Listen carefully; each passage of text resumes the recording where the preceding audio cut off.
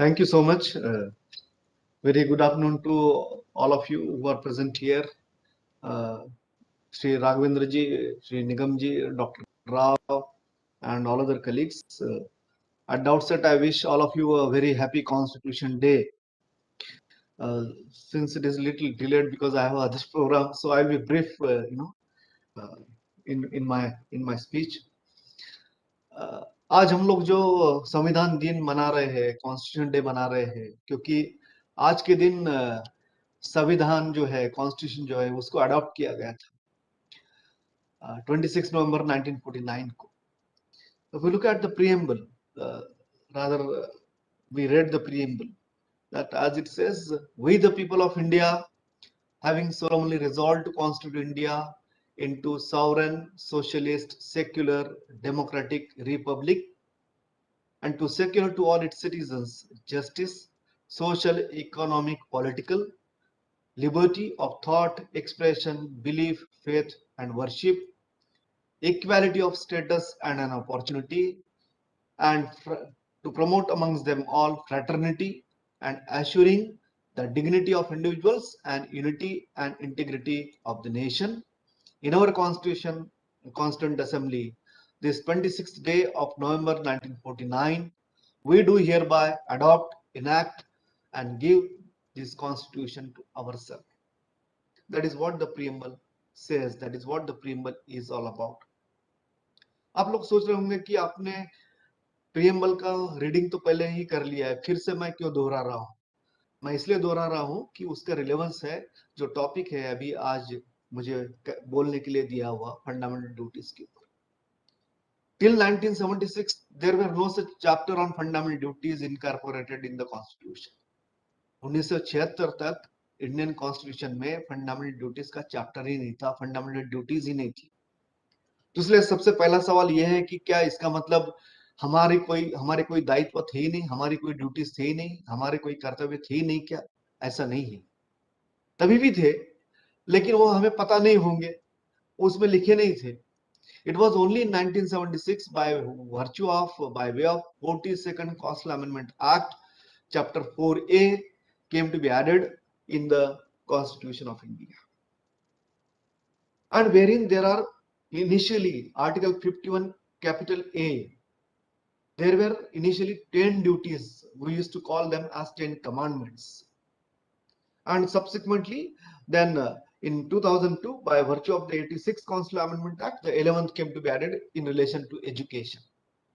अब उसमें जो फंडामेंटल ड्यूटीज जो है वो यदि हम देखें तो उसमें है कि abide by the constitution, respect to the national institutions, ideals of the institutions, national flag है, नेशनल एंथम है, ऐसी कई सारी चीजें हैं. लेकिन I will confine my self to the topic because it is the fundamental duties and particularly in COVID period. Dear friends, when we read the preamble, usually we emphasize upon, हम ज्यादातर उसको justice, liberty, equality, we call it as a triangle, golden triangle: justice, liberty, equality. Justice, social, economic, political, liberty of thoughts, expression, belief, faith and worship, and equality of status and opportunity. इसके ऊपर हम ज्यादा emphasize करते हैं, इसके ऊपर ज्यादा focus करते हैं. Usually we tend to forget either or neglect the subsequent part, that is notion of fraternity. Fraternity मतलब क्या है, उसका मायने क्या है, उसका मतलब क्या है? Fraternity is nothing but the common brotherhood, जिसे हम भाईचारा कहते हैं, बहनचारा कहते हैं, वो fraternity है. What it says, fraternity, promoting amongst them all fraternity and assuring the dignity of individuals. हम ये दोनों चीजों को साथ में जोड़कर यदि देखें, fraternity and assuring the dignity of individual. So unless there is a fraternity, the dignity of individuals cannot be assured. Unless the dignity of individuals is assured, the fraternity cannot be there. So it is interdependent, I would say. ये एक दूसरे के ऊपर आधारित है. ये तो हो गई प्रीएम्बल की बात. अब आप सोचेंगे कि इसका फंडामेंटल ड्यूटीज से क्या रिलेशन है, क्या ताल्लुकात है.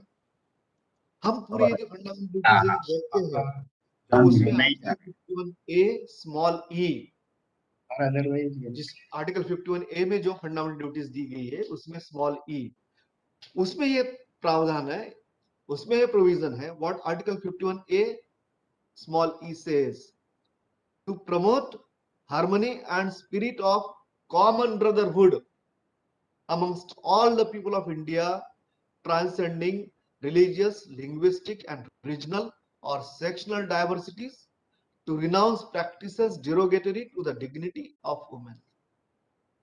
यदि हम इस प्रावधान को देखें, आर्टिकल 51A स्मॉल ई को यदि देखें, तब हमारी समझ में ये आएगा कि प्रियम्बल में, कॉन्स्टिट्यूशन के प्रियम्बल में जो कंसेप्ट है, जो फिलॉसफी है, in the form of fraternity as well as assuring the dignity of individuals, वो सिर्फ कंसेप्ट नहीं है, वो सिर्फ फिलॉसफी नहीं है, लेकिन उसको फंडामेंटल ड्यूटी के तहत, मूलभूत कर्तव्य के तहत कन्वर्ट किया गया है। तो जो कंसेप्ट है, जो फिलॉसफी है, उसको फंडामेंटल ड्यूटी बना दिया गया।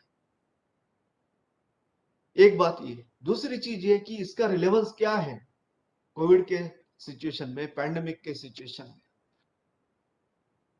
उसके पहले मैं ये कहना चाहूंगा कि ये जो ड्यूटीज है, otherwise they are not enforceable in the court of law, हम लोग कहते हैं, लेकिन कई सारे ऐसे लेजिस्लेशन है, कई सारे ऐसे कानून हैं जो बनाए गए जिसके तहत ये फंडामेंटल ड्यूटीज इंपोज की गई है। फॉर एग्जांपल, एनवायरमेंट के बारे में फंडामेंटल ड्यूटीज है, तो एनवायरमेंटल प्रोटेक्शन एक्ट है। डोमेस्टिक वायलेंस एक्ट आपने सुना होगा, वो एब्यूज वायलेंस अगेंस्ट वुमेन वो है। सेक्सुअल हरासमेंट प्रिवेंशन एक्ट आपने सुना होगा, वो भी ड्यूटी है। इसका माने ये, भले ही otherwise those duties were not enforceable in the court of law, however by virtue of certain legislation, जो कानून बनाए गए, वो कानून के तहत ये ड्यूटीज इंपोज की गई है और उसके थ्रू इस ड्यूटीज को एनफोर्स किया जा सकता। दूसरी चीज मैं जो कह रहा था कि कोविड के सिचुएशन में, पैंडेमिक के सिचुएशन में इसका मायने क्या है, इसका इंपॉर्टेंस क्या है। यदि हम देखें, the notion of common brotherhood, to promote harmony and the spirit of common brotherhood amongst all the people of India, transcending religious, linguistic, regional और sectional diversities. क्या हमने पैंडेमिक से कुछ सीखा है? क्या पैंडेमिक से हमने सीखने की कोई कोशिश की है?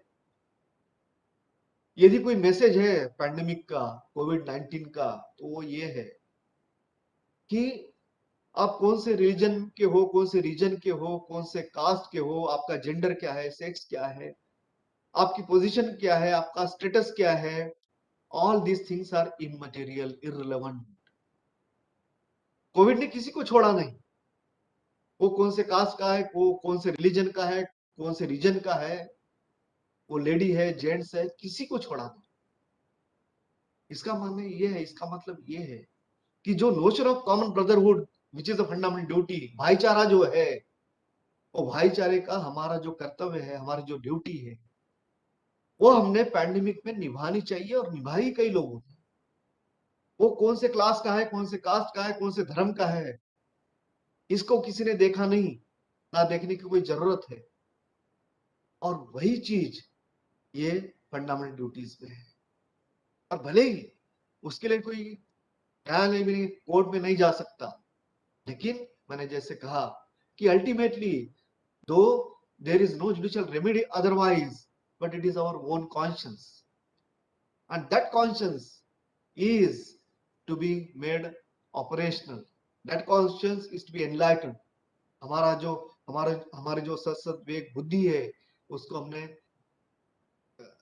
इस्तेमाल करना चाहिए। हमने ये सोचना चाहिए कि all of us are same, all of us are equal, हम सभी लोग मानव हैं, सभी लोग इस भारत के निवासी हैं, सभी लोग इस भारत के नागरिक हैं। जब हम आज कॉन्स्टिट्यूशन डे मना रहे हैं, क्योंकि इस दिन कॉन्स्टिट्यूशन को अमल में लाया था, कॉन्स्टिट्यूशन को अडॉप्ट किया था, जब हम मोर इंपोर्टेंटली 75 इयर्स हम आजादी का अमृत महोत्सव सेलिब्रेट कर रहे हैं, तो हमने ये भी सोचना चाहिए कि हमें ब्रिटिशर से तो आजादी मिल गई, फॉरेनर से तो आजादी मिल गई, लेकिन क्या रियल आजादी जो है, हमारी जो जेलसीज है, हमारे जो डिस्क्रिमिनेशन है, हमारे जो वायलेंस है, करप्शन है, इन सब चीजों से क्या हमें आजादी मिली? हम आजादी का अमृत महोत्सव कब मना पाएंगे, कब मनाएंगे, कब मना सकते हैं? वो जो अमृत है आजादी का, जो इलिक्सिर है, that elixir we want to taste. We want to test that elixir of peace. We want to test that elixir of equality. We want to test elixir of justice. We want to test the elixir of progress without any discrimination, without any diversities. Diversities तो है, लेकिन diversities को हमने ध्यान में नहीं रखना है. एक दूसरे से बात करते हुए, एक दूसरे से व्यवहार करते हुए, और वही फंडामेंटल ड्यूटीज है. Always we are obsessed with our fundamental rights, for which we can go to the court of law for their enforcement. We never think about duties which are also fundamental. That's why on this day I will call upon all of you, including myself, that we must give a serious thought about these duties. What are my duties? And do we discharge? Do I discharge my duties? Only then it will be real Azadi Ka Amrit Mahotsav. The real elixir of freedom would be tested only then when there will be equality, there will be similarity, there will be justice, there will be liberty, and when each one of us will treat each other with equal respect and equal dignity. With this, I conclude. I thank you so much.